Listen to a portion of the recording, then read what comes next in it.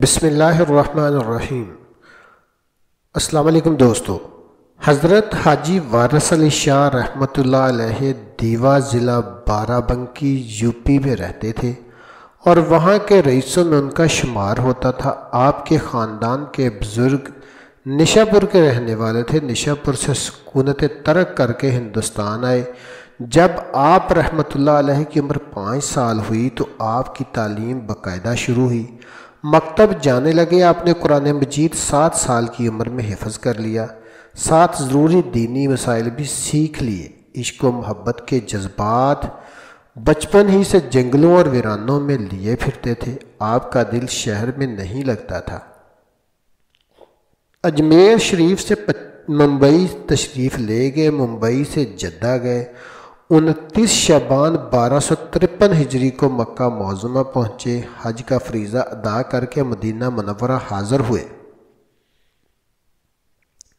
کچھ دن وہاں رہے، پھر رخت سفر باندھا۔ Bait al Muqaddas, Dimashq, Beirut, Baghdad, Kazimain, Najaf Ashraf, Karbala Mualla, Iran اور قسطنطنیہ کی سیاحت کر کے اور درویشوں سے مل کر پھر مکہ پہنچے۔ حج سے فارغ ہو کر افریقہ تشریف لے گئے۔ وطن واپس آ کر آپ نے دیکھا کہ مکان شکستہ ہو چکا ہے اور آپ کے ساز و سامان پر آپ کے رشتہ دار قابض ہیں۔ ان کو یہ فکر ہوئی شاید آپ جائیداد وغیرہ واپس لیں گے اور ممکن ہے عدالتی کارروائی کریں۔ ان لوگوں کی بے اعتنائی اور بے رخی سے آپ کو تکلیف پہنچی۔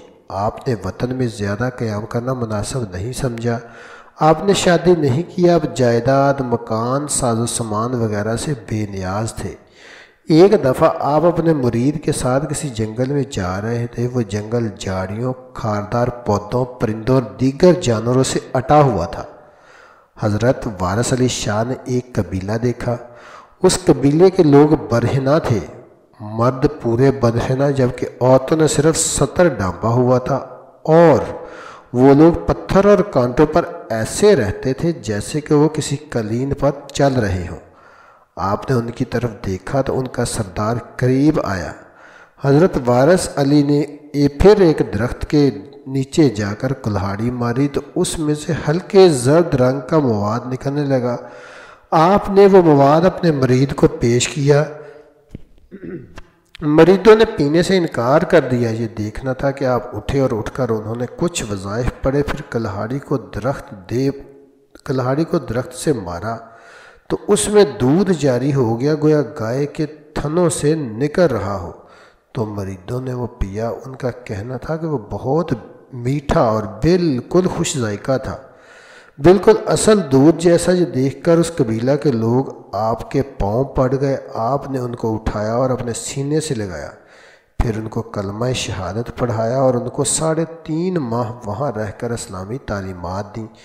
کچھ عرصہ وہاں رہنے کے بعد وہاں سے روانہ ہوئے۔ آپ فرماتے ہیں جس عورت کا خاوند موجود ہو اور اس کے پاس رہتا ہو، اسے کھانے پینے ضروریات کی پرواہ نہیں ہوتی، خاوند خود بخود اس کا انتظام کرتا ہے۔ پھر جب اللہ تعالیٰ شرع سے زیادہ قریب ہے تو انسان اپنی روزی کے متعلق کیوں پریشان ہوتا ہے؟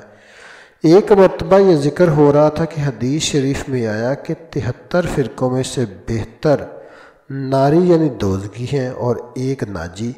جب آپ سے اس فرقے کے متعلق پوچھا گیا تو آپ نے دریافت کیا کہ حسد کے کتنے عدد ہیں؟ حاضرین نے عرض کیا کہ حسد کے عدد 72 ہیں۔